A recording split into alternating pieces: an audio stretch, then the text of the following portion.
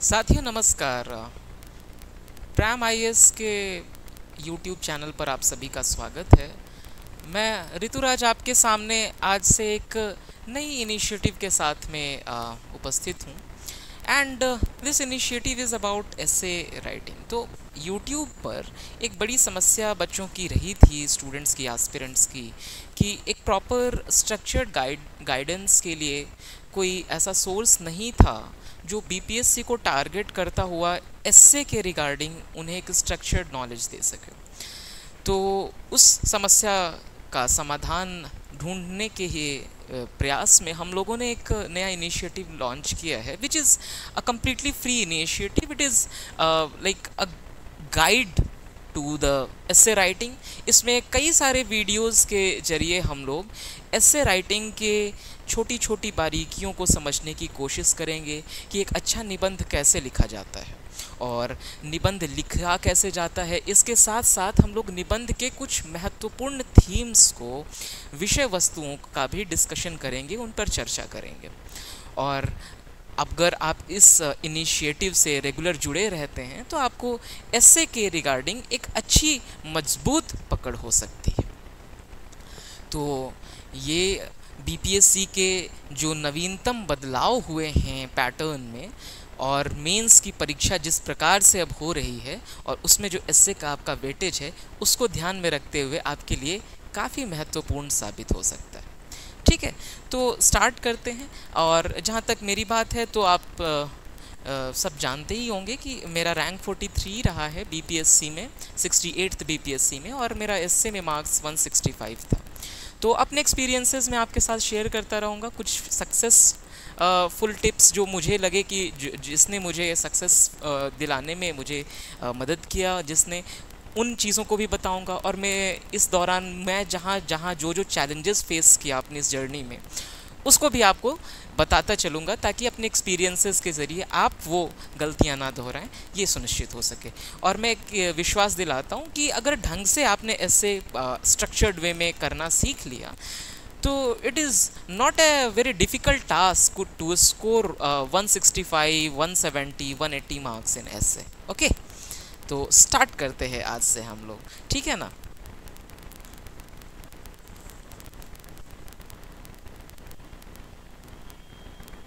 आप लोग जुड़ते रहेंगे, नियमित रूप से इसे देखते रहेंगे, तो हमारी अपेक्षा आपसे यही है। तो बात करते हैं एस्से राइटिंग की, है ना।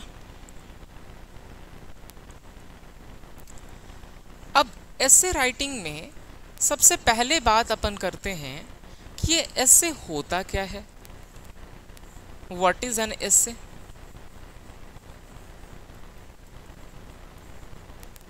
अगर हम एस्से लिखने जा रहे हैं तो हमें ये पता तो होना चाहिए एस्से क्या होता है, एक निबंध क्या है, इसके बारे में जानकारी हमें सबसे पहले होनी चाहिए।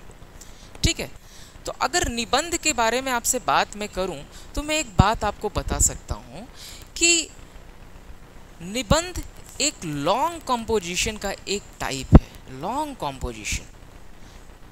कंपोजिशन का एक टाइप है जहां पे आपको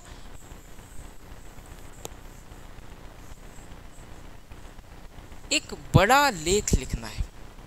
और ये लॉन्ग कंपोजिशन जो होता है, इसमें आपको दो चीज़ों का निबंध में ख्याल रखना होता है।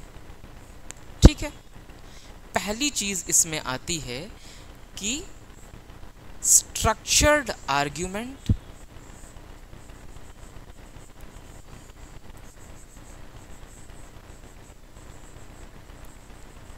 एंड दूसरी चीज़ आती है सब्सटेंशिएशन विथ एग्जाम्पल्स।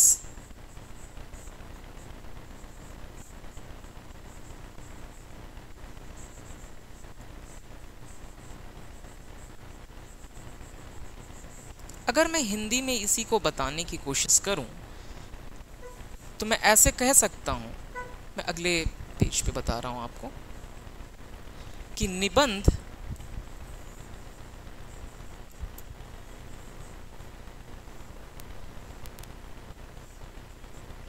सुसंगठित एवं व्यवस्थित तर्कों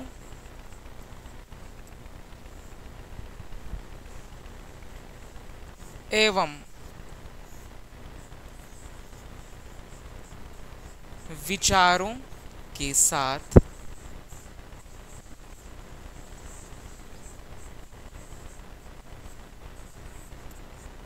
सटीक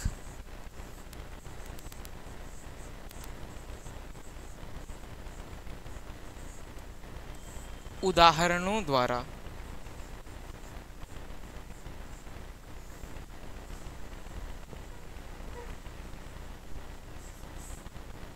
स्थापित किया गया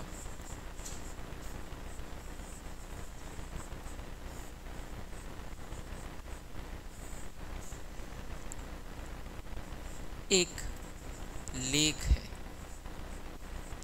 या यूं कह लें कि एक विस्तृत लेख है।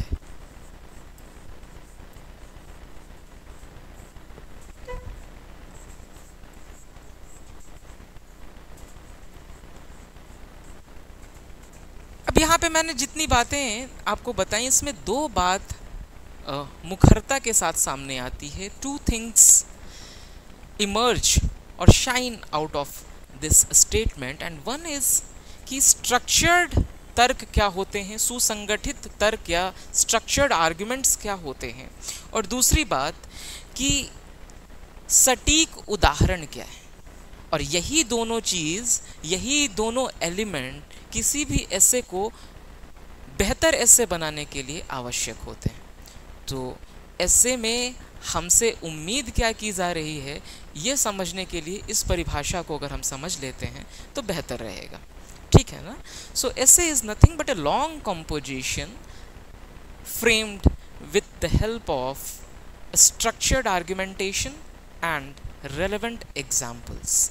Okay, तो इसी चीज़ को हम लोग निबंध कहते हैं, और इसीलिए निबंध एक नॉर्मल साधारण आंसर राइटिंग से थोड़ा सा अलग होता है, ठीक है ना, क्योंकि यहाँ पे हमको अपने आइडियाज़ को फ्रेम करना है, अपने आर्ग्यूमेंट्स को फ्रेम करते हुए जाना है, और पैराग्राफ फॉर्मेट में हमें यहाँ फ्रेम करना है, ठीक है, एक लॉन्ग कॉम्पोजिशन के फॉर्मेट में फ्रेम करना है, ठीक है। तो और भी चीज़ों को हम लोग समझेंगे। अब बात है कि भाई निबंध को क्यों पढ़ा जाना चाहिए अच्छे से, तो इसका मैं आपको उत्तर ये देना चाहूँगा कि अभी निबंध को मेंस की परीक्षा में शामिल किया गया है, और निबंध जो है बीपीएससी मेंस की परीक्षा में 68वीं बीपीएससी से शामिल हुआ है। एंड इस परीक्षा में जो बीपीएससी में निबंध शामिल हुआ, उसमें निबंध 300 अंक का आता है। अब 300 अंक का जब निबंध आपसे पूछा जा रहा है, जहां मेंस में टोटल 900 अंक मुख्य परीक्षा के पास में है, so in all there are 900 marks in the mains examination, and out of that 300 marks are in the form of essay. So you will have to give at least 1/3 of the weightage. तो mains examination का 1/3 weightage इसमें है, तो आपको भी उतना ही weightage इसकी तैयारी करते हुए देना चाहिए। और अगर आप यह काम नहीं करते हैं तो आप समझिए कि it is very low chance for you to get selected. तो सिलेक्शन के लिए बीपीएससी में बहुत ज़रूरी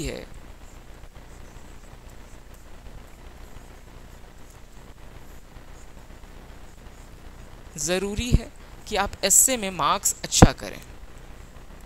to score at least 155 plus is a minimum, जो मुझे लगता है मेरे एक्सपीरियंस के हिसाब से कि इतना तो एक एसए में आपको लाना ही होगा अगर आप सिलेक्शन चाहते हैं एग्जामिनेशन में।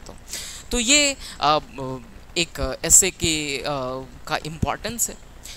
एसए का इंट्रोडक्शन हो जाने के बाद से इसमें कुछ फ़ायदे भी हुए हैं, कुछ चुनौतियां भी हैं, और कुछ इसके साथ में कुछ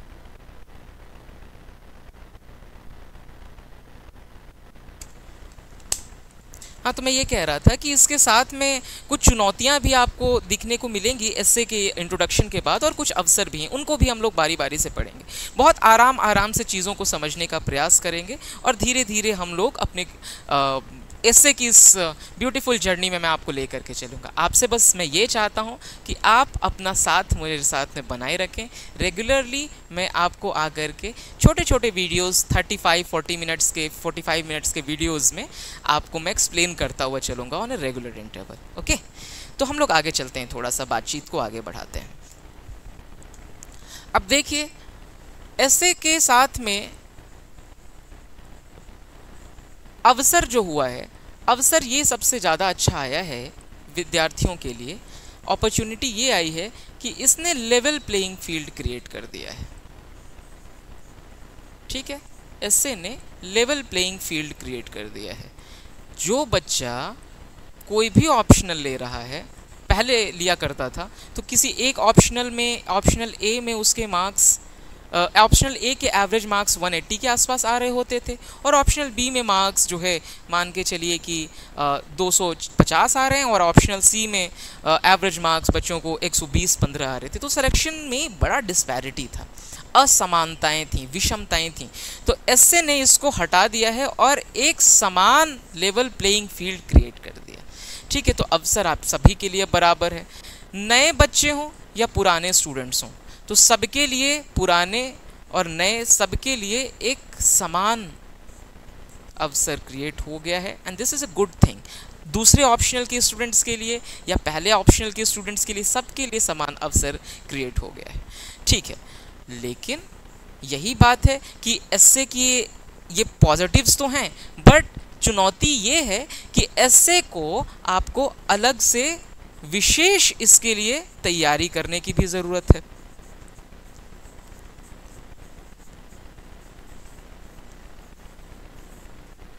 तो अगर आपने एस्से की एक सही तैयारी, सुनियोजित और योजनाबद्ध तैयारी की, प्लान्ड वे में आपने, स्ट्रक्चर्ड वे में एस्से को प्रिपेयर किया, तब तो बहुत अच्छा है। लेकिन अगर आपने ऐसा नहीं किया तो एस्से कैन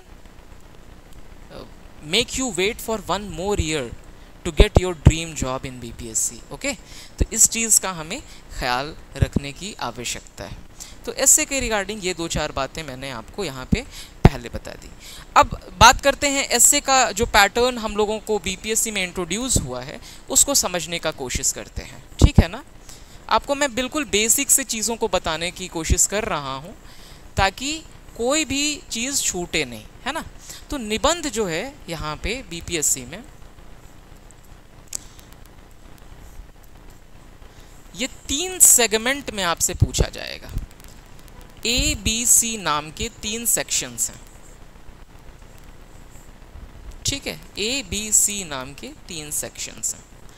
ठीक है ना, और हर सेक्शन में 4 एस्से के टॉपिक्स आपके सामने में प्रेजेंट किए जाएंगे। ठीक है, 1, 2, 3, 4 ऐसे 4 टॉपिक्स होंगे सेक्शन ए में, सेक्शन बी में, सेक्शन सी में। तीनों में 4 एस्से के टॉपिक्स आपसे पूछे जाएंगे, और हर सेक्शन में से, चारों में से किसी एक एस्से को आपको लिखना है, किसी एक पर लिखना है।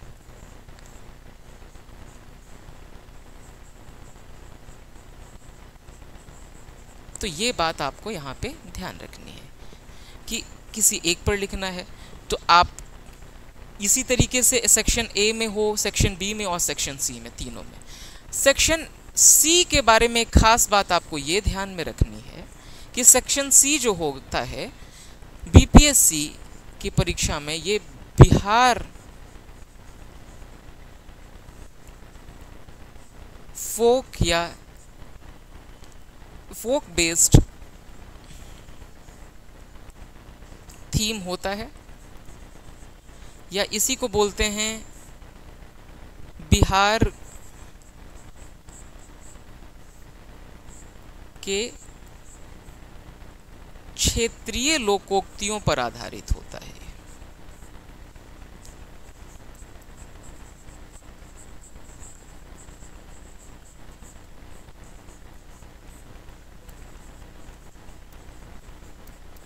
तो बिहार के विशेष संदर्भ में टॉपिक आपको यहाँ पे दिया जा सकता है।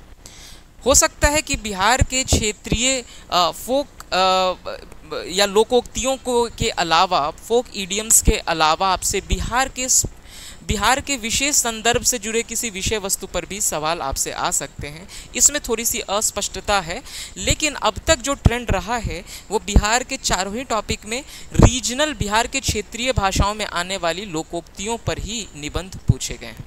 तो हम लोग अभी तक उसी हिसाब से तैयारी करते हैं और उसको उस हिसाब से प्रिपेयर करना है। तो ऐसे का सीधा साधा यही पैटर्न है, तीनों 100 मार्क्स के ऐसे आपके सामने में होंगे। ठीक है, अब बात आती है कि अब इस पेपर में अप्रोच कैसे किया जाना चाहिए। ठीक है, तो इस पेपर में अप्रोच करने के लिए आपको कुछ चीज़ों का ख्याल रखना चाहिए। कभी भी जब आप एस्से लिख रहे हैं तो आपके पास में क्या क्या चैलेंजेस हैं उसको मैं आपको सामने बता दे रहा हूँ। ठीक है, सबसे पहले एस्से में, एस्से राइटिंग के जो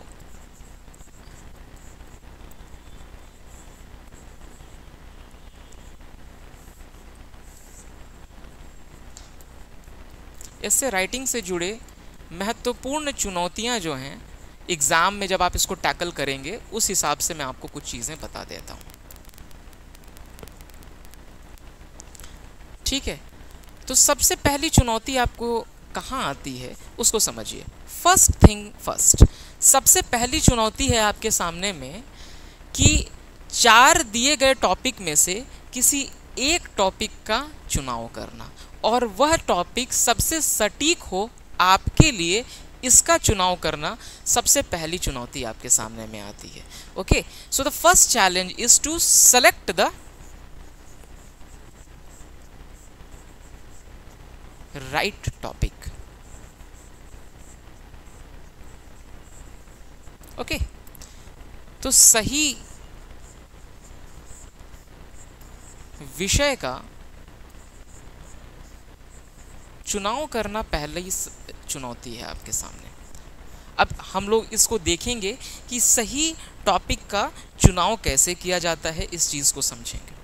उसके बाद जो दूसरी चुनौती आपके सामने में आती है वो ये है कि जब आपने मान लेते हैं कि ऐसे में एक टॉपिक को चुन लिया, कैसे चुनेंगे उसके बारे में हम लोग आगे विशेष चर्चा करेंगे, बट आप मान लेते हैं कि किसी एक टॉपिक को आपने सेलेक्ट कर लिया। अब बात आती है कि उस टॉपिक पे हमें लिखना है, परंतु लिखने से भी पहले जो एक समस्या हमारे सामने है, या यूं कह लें जो दूसरी सबसे पहली चुनौती हमारे सामने आती है, वो यह है कि इस टॉपिक के ऊपर, इस विषय वस्तु के ऊपर सोचें कैसे। इस प्रोसेस को अंग्रेजी में एक टर्म दिया जाता है, उसे कहते हैं ब्रेनस्टॉर्मिंग करना।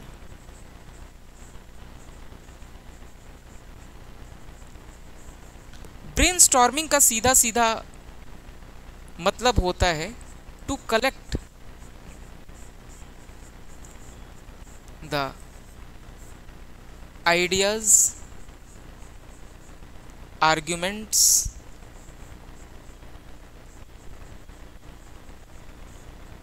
एग्जाम्पल्स,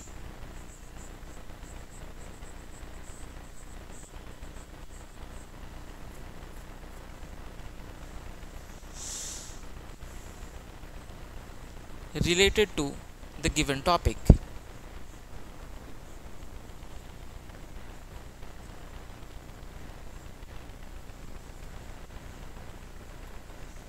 ठीक है,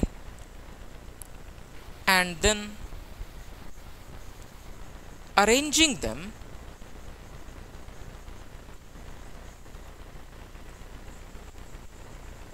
in appropriate logical order। समझाता हूं मैं इसको हिंदी में आपको।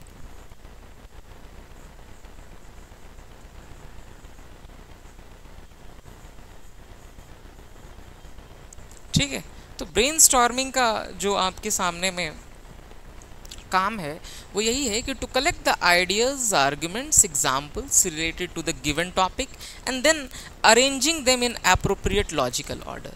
तो दिए गए जो भी विषय है आपको, तो विषय पर, विषय से संबंधित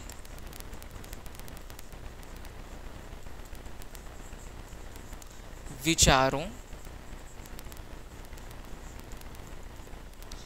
तर्कों, उदाहरणों,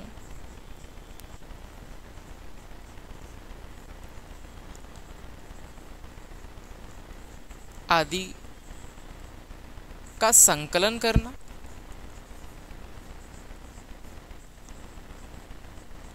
एवं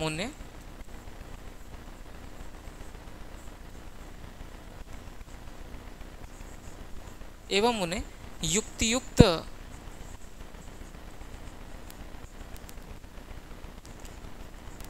क्रम में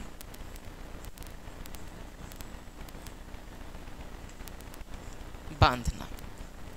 तो ये दो काम हमको इसमें करना है। You have to collect the ideas, you have to collect the examples and the arguments in first place, and in the second place you have to do one thing, that you have to arrange these ideas, examples and arguments in a logical manner। जब हम ऐसा कर लेते हैं तब जा कर के हमारा जो ऐसे है उसका एक ब्लूप्रिंट हमारे सामने में तैयार हो जाता है। कहने का मतलब एक मानचित्र हमारे पूरे निबंध का हमारे पास में रेडी रहता है, प्लान हमारे पास में रेडी है। एंड जब ये काम हम कर लेते हैं उसके बाद we move towards the execution part of the essay. ठीक है, तो ये दूसरी चुनौती यहाँ पे है, या दूसरा काम हमें जो करना होता है एक बेहतर एसे लिखने के दौरान, वो हम इस फॉर्म में उसको हम यहाँ पे देख सकते हैं। ठीक है ना, ब्रेनस्टॉर्मिंग की बात हो गई। इसके बाद हम लोग थोड़ा सा आगे चलते हैं कि ऐसे में फिर हमें तीसरा क्या काम करना है, तीसरी क्या चुनौती हमारे सामने में आती है। ठीक है, तो इसको हम समझते हैं। तो तीसरी चुनौती ये आती है कि जब आप ऐसे को लिखने जा रहे होते हैं तो ऐसे लिखने के दौरान हमें यह सुनिश्चित करना होता है कि जब हम ऐसे की ब्रेनस्टॉर्मिंग कर रहे हों या जब हम ऐसे को एग्जीक्यूट कर रहे हों, लिखने जा रहे हों, उस दौरान हम यह सुनिश्चित करें, यह इंश्योर करें कि हमारा ऐसे हमारे दिए गए सेंट्रल थीम से डेविएट ना किया गया हो। ओके, तो इसको बताना है कि निबंध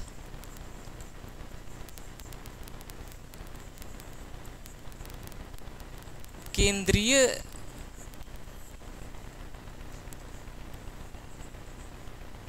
विषय वस्तु से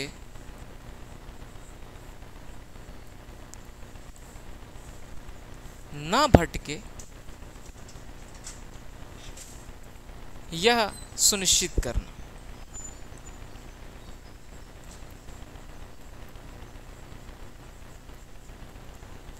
ये तीसरा काम होता है जो हमको यहाँ पे करना है, और ये तीसरी चुनौती है ऐसे लिखने के दौरान। ठीक है ना, इसके बाद मैं आपको बताता हूँ चौथी बात जो हमें ध्यान में रखनी है, वो यह है कि हमारा ऐसे जो होगा, हमारा जो निबंध होगा, वो निबंध इस हिसाब से लिखा जाना चाहिए, उन शब्दों में पिरोया गया होना चाहिए ताकि वह एक साधारण भाषा का एक साधारण और व्यवहारिक भाषा की जानकारी रखने वाले किसी भी व्यक्ति द्वारा आसानी से, सुलभता के साथ में समझा जा सके और पढ़ा जा सके।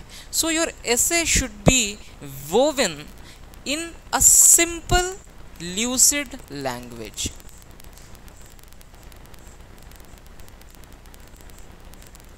सिंपल ल्यूसिड लैंग्वेज मतलब सरल एवं सर्वग्राह्य भाषा का प्रयोग किया जाना चाहिए। ठीक है, इसके साथ साथ जब भाषा में हम बात करेंगे तो इसके दो पहलू हैं, उन दोनों पर ध्यान दिया जाना चाहिए कि हमारी शब्दावली सही हो, सटीक हो, और साथ ही साथ वर्तनी की अशुद्धि ना हो,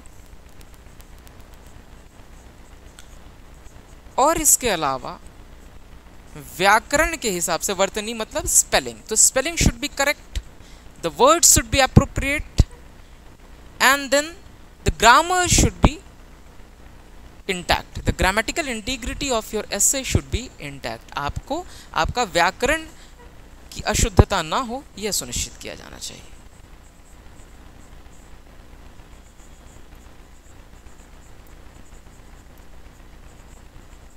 ये तीसरी बात है जिसका ख्याल ऐसे लिखने में आपको रखना चाहिए। इन सारे बातों को मैं उम्मीद करता हूँ कि आप नोट कर रहे होंगे। अच्छा, इससे आगे मैं पढ़ूँ तो मैं आपको उससे पहले मैं आपको एक बात बता देना चाहता हूँ कि इससे प्राइम आईएएस में इस इनिशिएटिव के अलावा भी बहुत सारे बीपीएससी ओरिएंटेड इनिशिएटिव्स चलते रहते हैं, जिसमें कि फ्री टेस्ट सीरीज़ कंडक्ट किया जाता है। जैसे आपने पहले ही स्लाइड में देखा होगा कि around 33 tests conduct free of cost करवाए जा रहे हैं, ठीक है ना। तो आप आ करके हमारे ऑफलाइन सेंटर पे एग्ज़ाम दे सकते हैं एंड अपना फिर उसके बाद में रैंक डिक्लेयर होता है, स्कोर कार्ड रिलीज़ किया जाता है एंड जो बच्चे टॉप करते हैं उनको रिवॉर्ड दिया जाता है ताकि वो और अच्छे से मोटिवेट हो सकें और पढ़ने के प्रति उनकी रुचि बरकरार रहे। तो ये एक बहुत अच्छा है प्रतिस्पर्धात्मक जो एक स्वस्थ प्रतिस्पर्धा को यहाँ पे क्रिएट किया जाता है। और इसी हिसाब से प्रीलिम्स ओरिएंटेड एक बैच है अभी वॉरियर प्रीलिम्स करके, तो वो भी लॉन्च किया जा रहा है कुछ दिनों में, तो उससे भी आप जुड़ सकते हैं और अपना जो प्रीलिम्स का जो एक बहुत बच्चों में एक फोबिया सा है उसको आप दूर कर सकते हैं, उससे आप निजात पा सकते हैं। तो खैर, बात करते हैं हम लोग आगे, अपने विषय वस्तु पर आते हैं और आगे की बातों को देखते हैं। तो ऐसे का लैंग्वेज किस प्रकार का होना चाहिए, इसके बारे में हमने आपसे बातें की। अब इसके बाद कुछ चुनौतियां हैं, इनको समझना है हमको, जिनका अगर सही हमने निदान किया, उसको अपने तैयारी में हमने उस पर सही फोकस किया, तो हम आगे बढ़ सकते हैं आसानी के साथ में। तो fifth challenge that is associated with writing essay in competitive exam is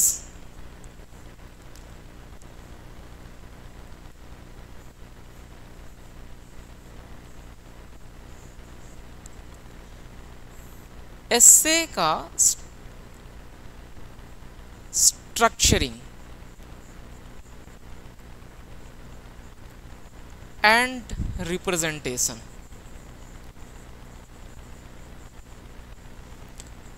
इसको समझाता हूँ मैं आपको, ऐसे स्ट्रक्चरिंग एंड रिप्रेजेंटेशन को समझाता हूँ। ब्रेनस्टॉर्मिंग में आपने आइडियाज़ वगैरह कलेक्ट कर लिया है सब चीज़ों को, ठीक है ना। अब ऐसे स्ट्रक्चरिंग में आपको ये ध्यान रखना है कि इंट्रो जब हम लिख रहे हैं तो आइडियाज़ तो आपके पास आ गए, लेकिन इंट्रो लिखने का क्या लहजा होता है ना,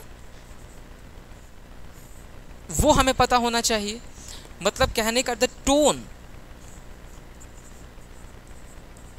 ऑफ राइटिंग, ये पता होना चाहिए इंट्रो में किस प्रकार का होगा। इसी तरीके से बॉडी की क्या टोन होती है और बॉडी में आपको ऐसे को कैसे डिफरेंट पैराग्राफ्स में आपको रखना है, उसकी जानकारी, उसके ऊपर में आपको ध्यान दिया जाना चाहिए, उस पर सटीकता आपके पास इंश्योर आप करें तो बेहतर रहेगा। तो इंट्रो, बॉडी एंड कंक्लूजन, ये तीनों ऐसे के 3 लिम्ब्स हैं, है ना, 3 अंग हैं, और इन तीनों का क्या लहजा होता है, टोन ऑफ राइटिंग कैसे होती है, इंट्रोडक्शन के अंदर कैसे लिखते हैं, और बॉडी में किसी आर्गुमेंट को देना है तो कैसे लिखते हैं, इन बारीकियों को अगर आप समझेंगे तो आपके मार्क्स डेफिनेटली बाकियों से ज़्यादा रहेंगे। और selection is all about getting 5 to 10 extra marks, है ना, and 5 to 10 extra marks in entire paper means एक ऐसे में 1.5 से 2 नंबर बढ़ाना, एंड वो इजीली इन चीज़ों पर ध्यान रख करके किया जा सकता है। तो इनमें हम आगे देखेंगे कि कैसे रिप्रेजेंटेशन और स्ट्रक्चरिंग करते हैं। एंड जहाँ रिप्रेजेंटेशन करने की बात है तो ऐसे का रिप्रेजेंटेशन जो है, इसमें आपको ये ध्यान भी रखना है कि आपने जो बातें कहीं एग्जामिनर ईजिली समझ पाया कि कहाँ आपका इंट्रोडक्शन है, कहाँ आपका बॉडी है, बॉडी में किन किन बातों को आपने जिक्र किया है और किन किन बातों को आपने हाईलाइट किया है, वो अच्छे से वो समझ जाए, इसके लिए रिप्रेजेंटेशन पे आपको ध्यान देना है। और इसमें आपको किस चीज़ पे फोकस करना होगा, आपको अपनी हैंड राइटिंग पे फोकस करना होगा। और कुछ और ब्लंडर्स हैं जो आपको नहीं करने हैं, उन पे भी ध्यान देना होगा। जैसे ऐसे को आप पॉइंट या बुलेट पॉइंट्स में नहीं लिखा जाना चाहिए, तो इस चीज़ का ध्यान रखना है आपको। इसी के साथ साथ में यहाँ पे बहुत ज़्यादा फ्लो चार्ट बनाने का एसे में स्कोप नहीं होता है, इस बात का ध्यान रखना है। तो क्या सही प्रेजेंटेशन है एसे का, किस प्रकार से उसको हम लिखते हैं, इस बारे में हमें जानकारी अच्छे से यहाँ पे होनी चाहिए। तो ये 2-4 चीज़ें हैं, इसको हम लोगों को बता दिया मैंने आपको स्टार्ट में ही कि क्या चुनौतियां आपको हैं एसे की प्रिपरेशन के दौरान और किन किन बातों पे आपको ध्यान रखना है। अब मैं एसे से जुड़ी हुई कुछ इम्पॉर्टेंट मिथ्स हैं, उनको आपके सामने मैं रखना चाहूँगा। मिथक हैं, कुछ ऐसी भ्रांतियाँ हैं और डर का माहौल क्रिएट किया गया है एसे के अराउंड, तो एक हाइप क्रिएटेड है, उसको कैसे हैंडल करना है लाइट मोड में आपको, उसके बारे में अपन थोड़ी बहुत चर्चा करते हैं, ठीक है। तो भ्रांतियाँ जो हैं इनको समझते हैं। इससे डरने की चीज़ नहीं है, बहुत इजीली हैंडल हो जाएगी, बस आप जुड़े रहें, साथ अपना देते रहें, तो हम लोग मिल कर के एसे की इस बाधा को आसानी से दूर कर लेंगे। तो मिथ नंबर 1 जो है उसको आपको यहाँ पे मैं बताता हूँ। सबसे पहले कुछ लोगों को लगता है कि चूँकि मैं आंसर लिख सकता हूँ तो मैं एसे भी लिख सकता हूँ, तो ये एक नंबर 1 मिथ है ना। तो आंसर, पहली बात जो है, मिथ्स को मैं यूं कह लूं कि मिथ्स बस्टर लगा देते हैं, है ना, कि मिथ्स को कैसे, कुछ हैं भ्रांतियां जिनको दूर किया जा रहा है यहाँ। तो answer writing and essay writing are different.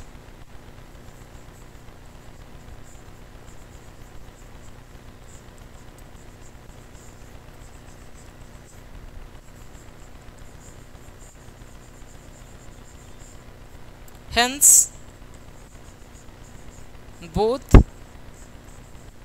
require dedicated preparation.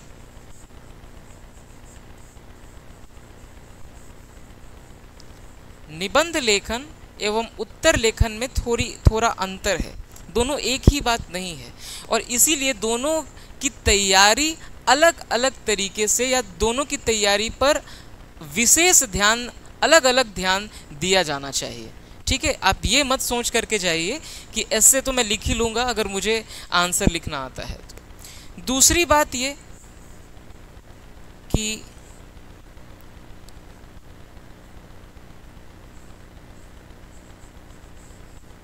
ऐसे लिखने के लिए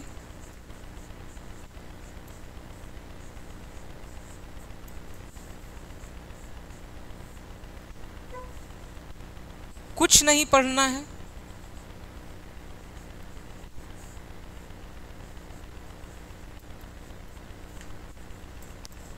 या ऐसे लिखने के लिए बहुत कुछ पढ़ना है।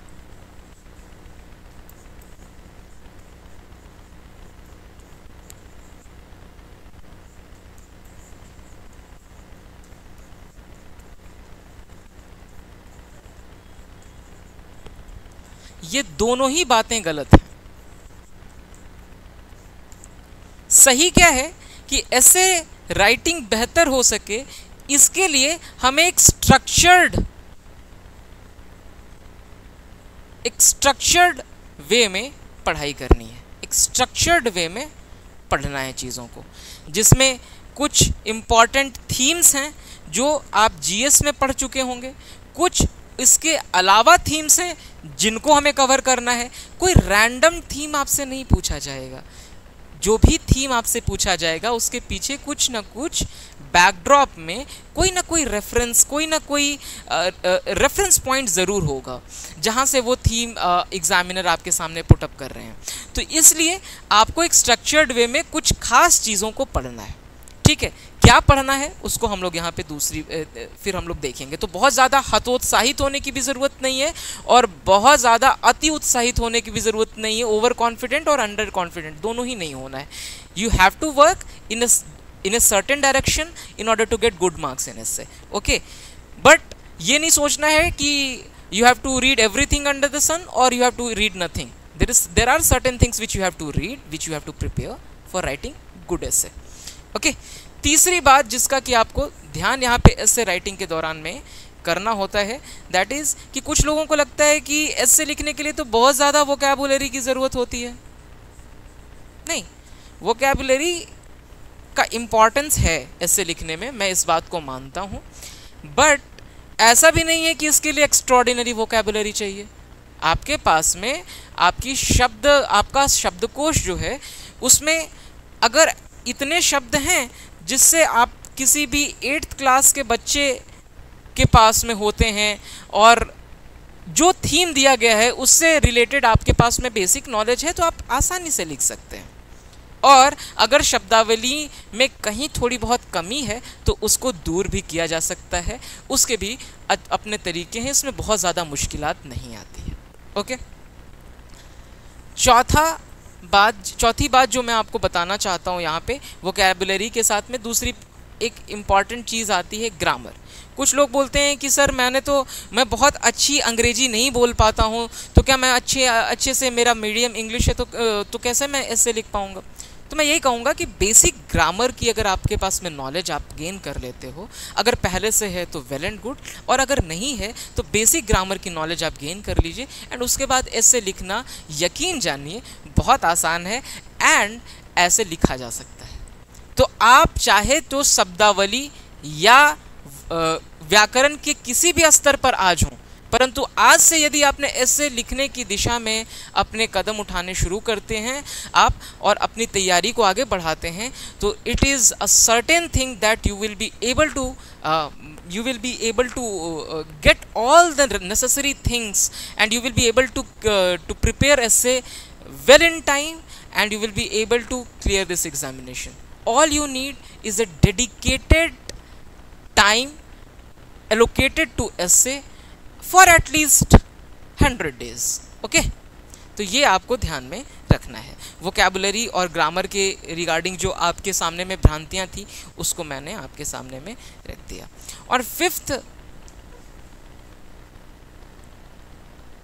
बात ये है जिसका कि ध्यान रखना है कि हम ऐसे सुन लेंगे, हम न्यूज़पेपर्स पढ़ लेते हैं और हम बहुत सारे ऐसे पढ़ लेते हैं तो हम वहाँ पे लिख ही देंगे, या ऐसे हम बहुत सारे याद कर लेते हैं तो हम वहाँ पे लिख ही देंगे, याद करके चले जाएंगे तो लिख देंगे। तो दोनों ही बातों का मैं खंडन करना चाहता हूँ यहाँ पे।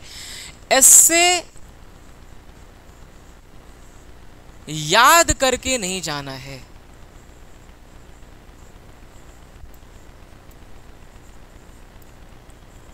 ये पहली बात मैं बता रहा हूँ।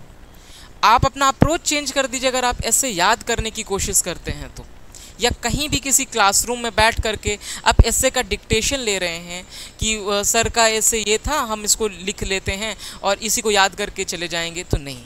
यहाँ थोड़ा सा संभल जाइए। आपको क्या सीखना है, आपको किस चीज़ पे फोकस करना है कि ऐसे बिल्ड करना आपको आना चाहिए। क्योंकि यकीन जानिए जब आप एग्ज़ाम हॉल में जाएंगे तो आपका ऐसे का थीम भले ही जाना पहचाना सा होगा, परंतु ऐसी संभावना बहुत ज़्यादा है कि जो एग्जैक्ट ऐसे का टॉपिक आपको दिया गया होगा वो टॉपिक ऐसा कोई टॉपिक होगा जिसके बारे में आपने पहले से पढ़ाई नहीं की है, तो वहाँ आपको ऐसे कंस्ट्रक्ट करना है। और दूसरी बात, आपको 700 से 800 शब्दों में जब ऐसे लिखना है जो बीपीएससी आपसे कहती है, तो 800 शब्दों का एक ऐसे याद करना इज़ डिफ़िकल्ट, और 800 शब्दों के 3 ऐसे लिखने के लिए जितने ऐसेज याद करने पड़ेंगे आपको, that is next to impossible. And फिर उसको एग्ज़ाम हॉल में, एग्ज़ाम प्रेशर में रेप्लिकेट करना is even more difficult thing to achieve. Okay, तो ऐसे याद करके नहीं जाना है, ऐसे कैसे लिखा जाए ये सीखना है।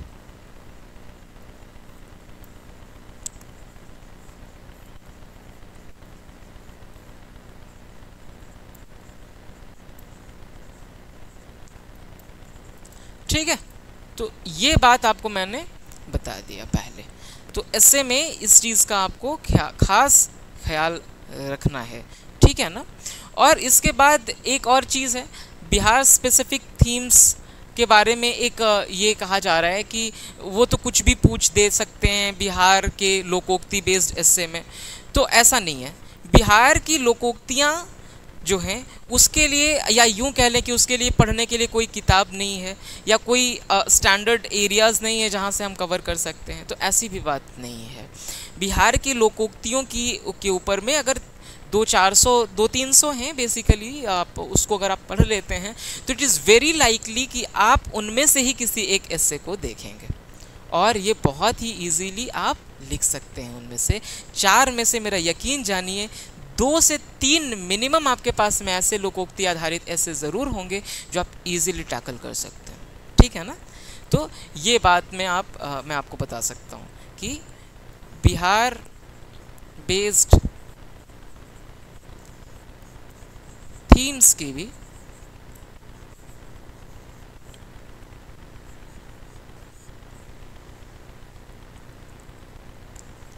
सुव्यवस्थित तैयारी की जा सकती है।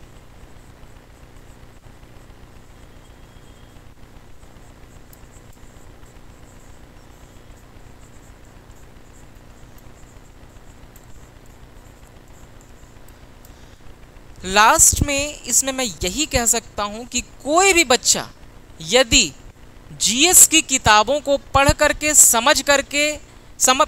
समझ सकता है तो वैसा कोई भी विद्यार्थी निबंध लेखन में बेहतर से बेहतर प्रदर्शन कर सकता है, ये मेरा निजी मानना है। हमारे स्टूडेंट्स जो पहले के बैचेस में जिनका सिलेक्शन हुआ, बीट 68th और बीट 69th, उनमें जो हमारे स्टूडेंट्स रहे उन्होंने ये करके बार बार दिखाया है। एसए का पेपर जब उन्होंने दिया तो वो बार बार बता रहे थे कि they were very easy, and 68th में तो काफ़ी सिलेक्शंस भी हुआ।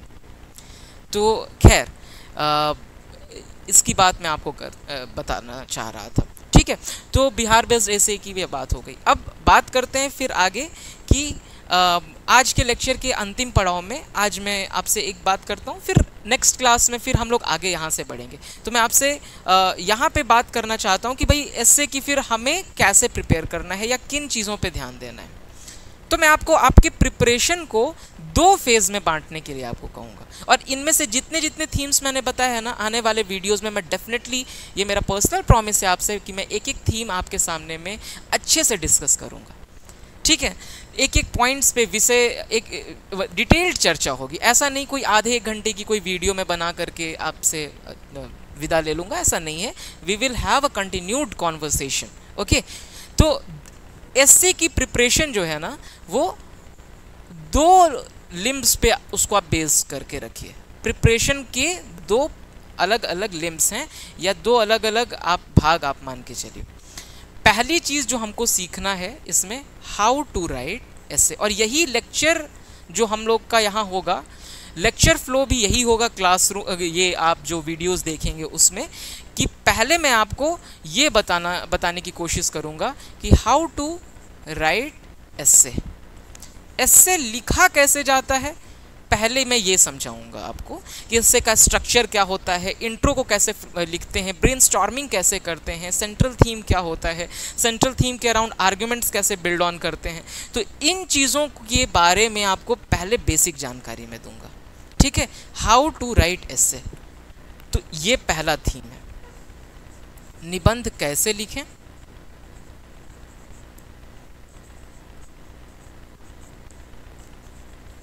और जब निबंध कैसे लिखें इसमें आपको मैं थोड़ी बहुत आपके साथ में जब चर्चाएं कर लूँगा तो उसके बाद we will move towards the next part, and the next part is what to write in एसे।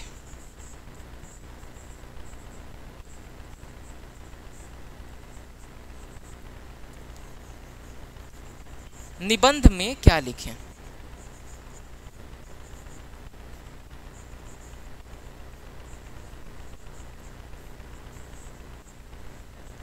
इसके अंतर्गत मैं आपसे बहुत सारे थीम्स डिस्कस करूंगा, जैसे फॉर एग्जाम्पल मैं आपसे डिसिप्लिन की बात करूंगा, उस पे चर्चा किसी रोज़ कर लेंगे, किसी रोज़ डेडिकेशन पे चर्चा कर लेंगे, किसी रोज़ हम आकर के फेलियर्स पे चर्चा करेंगे, किसी रोज़ हम आकर के हैप्पी लाइफ के सीक्रेट्स के ऊपर बात करेंगे कि भाई एक सफल ज़िंदगी जीने के लिए क्या उसके सीक्रेट्स हैं।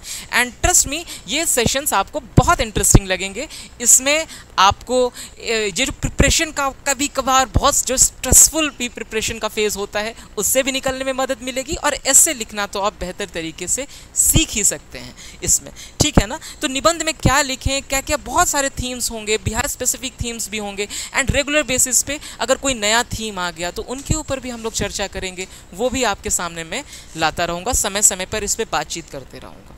तो ये वाला पार्ट पहले कंप्लीट कर लेंगे हम लोग, एंड उसके बाद कैसे ऐसे लिखना है इस पर चर्चा नहीं करेंगे, सिर्फ थीम्स पे डिस्कशन करेंगे। फिर कैसे ऐसे लिखना है उसके लिए पहले ही ये सारे वीडियोस में ला दूंगा आपको।